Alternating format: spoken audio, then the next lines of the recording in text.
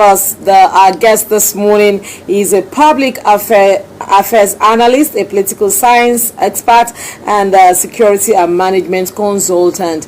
He is the convener campaign for dignity in governance. Razak Olokoba, good morning.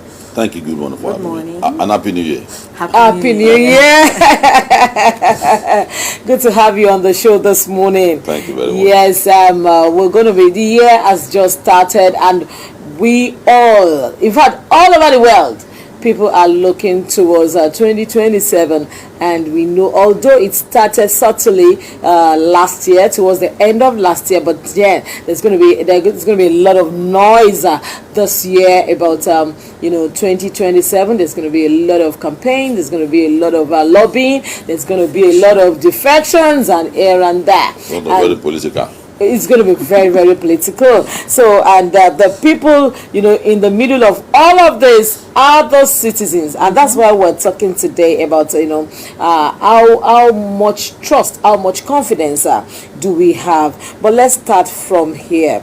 How would you describe the current state of public confidence in Nigeria's democratic institutions today? It's been very challenging. Well, so many factors strengthens our confidence, and so many factors also weakens it. And one of the things that determines if you are consolidating your democracy is actually the public confidence that you have mentioned. And the factors that determines it is when democracy is protected, or protects your democracy, is when your political parties are in order. I believe that there must be casualty on both sides. If a team comes to your house, there must be a first-line respondent that must have my way of, which is access to gunfire in America. Some people believe it, that I can't fold my hand when there's a criminal activity in my house. People should be doing for that on both sides. Why is it that people will come to a village, capture less than 10 people, and they will go scot-free? Then the Democrats felt that no, everybody should not have access to guns. It's going to be chaos. It's going to be so. This is a view of life, two different view of lives. You can't wake up one day and start having your thoughts changing that I should be having gun or not having gun. That demarcates them. There's also the people felt that it work for your money. Democrats felt that all fingers are not equal. Let's assist people. If you have such in Nigeria, it's going to strengthen our democracy. And when your democracy is strengthened, people will have confidence in it. It's only Ghana in West Africa that has have a complete circle of democratic consolidation. What do I mean by that? When there's a party in power, another comes in, that party that is in lost to another party, that's a complete circle. And it's been difficult to attain that in Nigeria because of the way we run our democracy. So I place the lack of confidence in our democracy majorly on the political parties and the political class, because all the deficiencies we see in our democracy is not committed by you. It's the political class. They are the one that will harass the police, they will use the police to harass. They are the one that will make sure that weak laws are made by INEC. They are the ones that make sure that INEC is not, as the name implies, independence national. They make sure it's not independent. So, and they are the one that will create crisis of perspective for voters. Now, today they will take voter there, they will take voters there. But in the last 4 or 5 years, it seems to be moving towards that confidence, because if you look at party registration, INEC registration in the last 5-10 years, you see it swelled up, and that's public confidence. We have over 100 million that are registered now. The highest registered voters in state is Lagos. The least state is and it's not the same party that was there.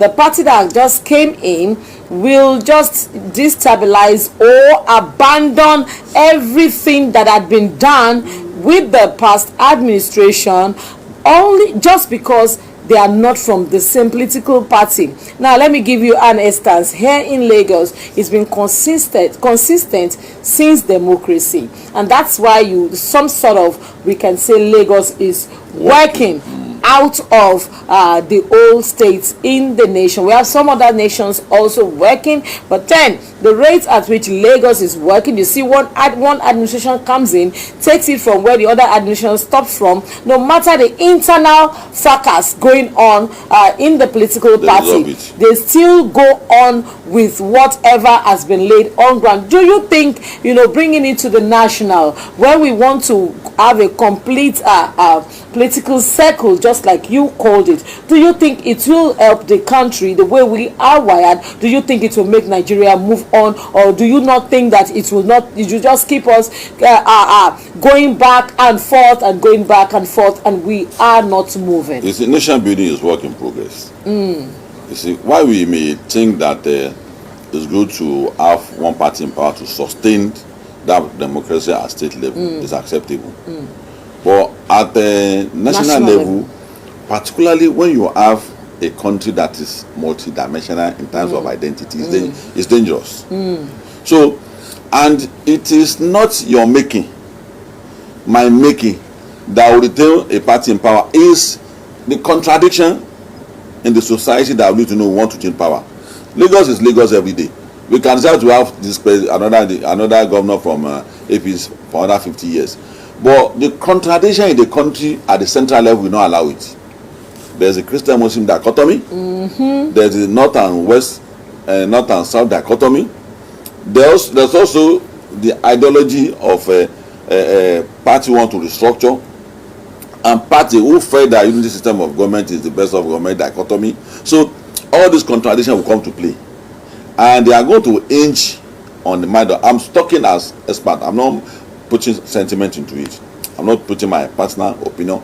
I'm talking as academics opinion. Because if you want me to express personal opinion, I will tend to agree with you that the longer a party stays in power, the better. But I'm saying that it may not be possible, which is not my opinion, which is the reality, that one contradiction or the other will set in. Even places like America, people have seen Democrats for so long, to a point where they got tired and say, come and punish us for another 4 years again. Oh my God, that's your word. Yeah, that's my word. Yeah. So, Trump, come and make our life better. I'm just going on. Yeah. Please, Trump, come and sustain what we have been doing before. Trump, come. So they had to change. Then you go to Russia. Russia has been improving on its nuclear power and strength when it comes to military. And it's been working for Russia. You will say they are not consolidating. Well, that's your no opinion. The same thing in China. The same thing in the East, Middle East, which is the Arabian country. So they say democracy is not election every 4 years. Democracy is the will of the people. But we must express our view as experts. It is left for the people to now say, if you want to vote, this card thing was initiated by Jonathan, and today it's working, and it makes Nigeria happy that there's something I can show for democracy. So to me, like you are saying, you are right. Either it is Tinubu that is there today, Abuja that was there yesterday, and Jonathan. There must be that consistency. There must be that blueprint for Nigeria. That this is our blueprint. We don't want to sell our other side Nigeria again. We don't want which every political party must buy into. Regardless of your ideology of your party, regardless of it. Okay, let's go this route. Some 3 years ago, 2 years ago, we've been seeing a lot of japa, all in the name of people not true. There's no public trust in our electorals, and when we look at the statistics now, a lot of last year was like a bit stable, not like 2 years. It dropped like 2 years, 3 years ago. Probably because they are not allowing them to die. And we've had the case of Japada, Yes, so yes, now, you're right. how do we from this end, at the other side of the table, how do we build more trust in those that are supposed to represent us, so that at the end of the day we can confidently say like, you know, not everybody now wants to say, in as much as they are Nigerians, in as much as they are affiliated to Nigeria, they still feel like, no, things are not working. So now, how do we now, elections are coming, how do we now put a lot of more trust, we trust them, but more trust in those that are representing us, the electoral officials, to the extent that we are able to now have that, you know, keep that flag flying and have that boldness to say, no, Nigeria is my country, and leave it or take it. I'm coming back because I see a level of where Nigeria is going. It's turning towards. Yes, before we address generational issue, let's address what the government and the people should do. You see, for the government, there's no automatic way of winning the people's confidence. Yeah. It's not automatic. It's what you do that makes people have confidence in you. You can't be mouthing it, have confidence in me. It's like two lovers. For me, with 4 wives now, I can begin to define what will make my wife trust me. So, government must be transparent when it comes to issue of preparing for our democracy. For instance, the INEC must set equal standard for all the political parties. There should be no, I'm fair to this party, I'm not fair to this party, which is one of the area of challenge. That INEC appears to be an appendage of a political party that is in power. Yeah. It's getting better because social media is exposing a lot of things. So they are also very careful now. That's one.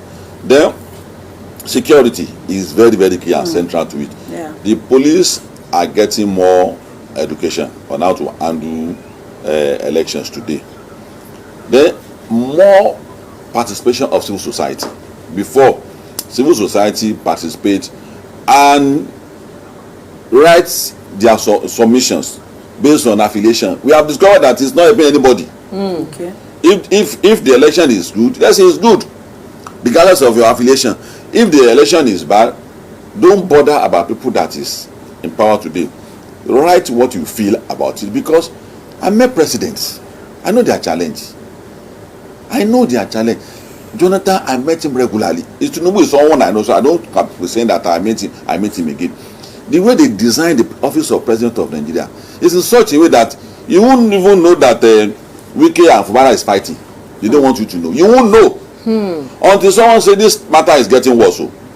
Someone slept for 2 a.m. woke up 4 a.m. I say it's not hard working.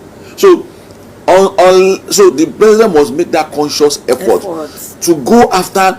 Is it working? Is my policy working? The instruction I gave, are they following it? And they must be surrounded by people who are also willing and patriotic. So once the whole society is making noise, it must not be seen as you are against the government. Take it serious. We are not decimating your government. We are just advising. I'm a friend of this government, but that doesn't mean that I should not say that democratic constitution means that party must change. But I can't say because I won't express my professional view. So the civil society has a major role to play. We must not be influenced by this is the person in government. I must not say certain things. No. You have to say it to help the nation. So who should be the watchdog now? The institutions or the citizens? No, it's a shared responsibility. The institution must do its own, must be complemented by the people. So, and institutions of government, it is time for us to realize that we don't have any other nation than this country.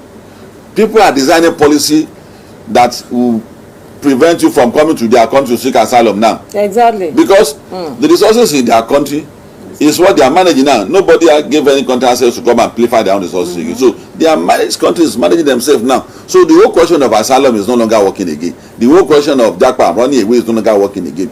We have to build this nation together. And when it is your turn, don't say no, the government must do its own first. We have to do this simultaneously.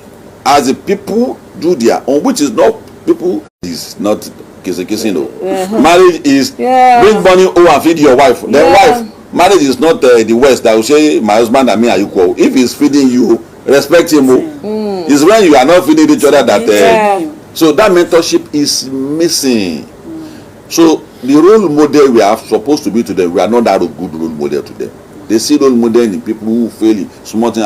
We gave him another bigger office again, became senator, even someone that didn't do chairmanship very well. So we didn't mentor. As for them too, there's a challenge to with the Gen Zs. The Gen Zs will tell you this is not the way. Let me go and consult AI again. You can't rule very well if you don't look for mentorship. Everything they want to do is on social media. Venezuela, president that has been captured. Gen Zs are the measure they are saying it is. I say, your country. They say they should even come out. And you know, the epidemic is in the southwest too. It's not even worse in the north and even in the east too. Region that is supposed to have that assumption that well educated. You see graduates saying certain things. 2 degrees, some people MSc, some people pursuing their PhD. And they say, are you saying this? Or someone is whispering to your ear. So they also don't do well. And that affects what we have as institutions in Nigeria. Okay, because it affects it grossly, and we have to wake up to begin to do it. And they also have to wake up. It's their future. Little can the elders do for you. You are living, I'm in my 50s already now. So you that you are in your 20s, you don't know the implication of the kidnapper of Venezuelan president. Is it me that be educating you? Is it me that be telling you that certain violent protests like the NSAS will not portend something good for us? That you don't have a leader? That protest is endless? You are thinking it doesn't have a danger. People who want to destroy Nigeria now whisper it into their ear and be doing wrong things. So you can't conduct your own research that there are things I should not do in a particular way. This is how I should do. So they have their own challenge, and it's affecting us as a nation. Policy, they are supposed to be the one that should be giving direction to. We give direction to policy in Nigeria. We don't watch our pride. I took part in virtual law protests in this country for progress. Increase in fuel price, Babangida must go, the ministry must go back to the barrack, the increase in school fees. But they come and go talk to Gens, they will say, what are they there for us? I say, I'm not going to school again. It's sure that I'm going to school. It's sure that you need the economy to go to school. Say, no. So there's that challenge for the Gen Zs, virtually knowing nothing about their society. It's not too good for us. We can just go on and on and on and on, but our time is honestly far spent. But I want you to conclude, if possible, in 10 seconds. You know, like you have said, a lot of people out there are so disillusioned, you know. So what advice, and despite the fact that they are disillusioned, they still want change. What advice in 10 seconds will you give to them? It's not beyond redemption. The light you are seeing at the end of the tunnel is not an optical illusion. It is hope. Let's continue to do all these recommendations we have made. The government must play their role. The people must realize that it's a shared responsibility. Don't keep quiet. Don't assume that they will get it right. Ask a question, give direction, speak out, and tell government this is the direction. And for the Gen Zs, they need to wake up. It's their word. It's their world. It is their world. The Gen Zs, they have to wake up. It is their world. We've been having this beautiful discussion talking about public confidence in democratic institutions. And our guest this morning has been the convener of a campaign for dignity in governance. And he is no other person than Razak Olokoba. Thank you very much for being our guest this morning. Thank you for having me. All right. We'll always have to call you back to have discussions like this. We will take a breather right now. When we come back, the show continues.